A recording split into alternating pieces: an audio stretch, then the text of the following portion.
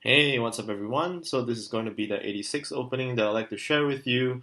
And again, this one will not be an orthodox opening that you usually see in the Othello Quest apps or the Reversatile or W Zebra or SEO apps. So, I'm naming it after Francesco Marconi from Italy. He's a legendary player from Italy, and he's also beaten former world champions as well. And he's a very seasoned player who's achieved very good results at the World Othello Championships. So this is one of the opening kind of variations countering tank opening that I've seen him in one of the historical World Championship games. So I'm just naming it after him and just sharing it with you guys. So essentially, the sequence start off towards the typical diagonal opening. So you're playing this as white, and essentially black goes for the cow and goes for the tank variation. You play into the f4 sequence.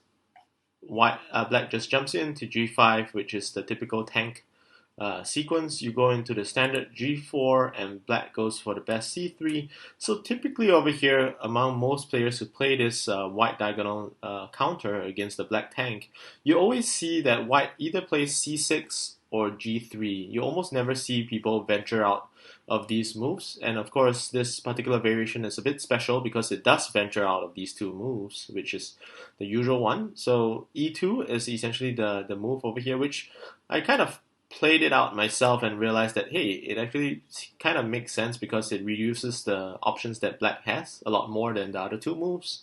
Makes it a little bit difficult for black to kind of follow up. So I would say that this first move, countering e2, is still fairly easy to follow up because typically you would follow like a one disc flip kind of guideline. So it's not difficult for you to kind of gravitate towards c7 or d7. Either one of them works.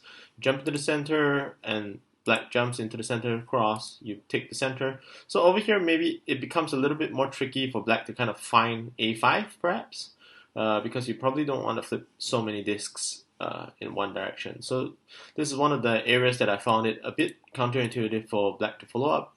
Alternatively, you could do this quite a standard sequence, but if you were to play b5, it's actually quite a standard play out if you were to play any of the other two moves. So I think it would make more sense for you to choose c6, d7, and then followed by b5 sequence to kind of force black to play this kind of awkward looking multiple disc flip, or regrouping into the center. So this multiple disc flip, you can then just jump into the center. Then I would say it's a little harder for black to kind of decide to flip two discs in two different directions in this move. Maybe also a little more challenging for black to select this one to allow you to jump into an easy move over here.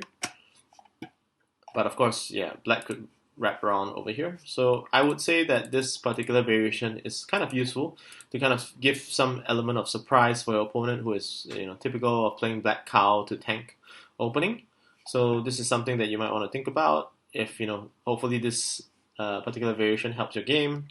And I'll see you in the next one. Goodbye.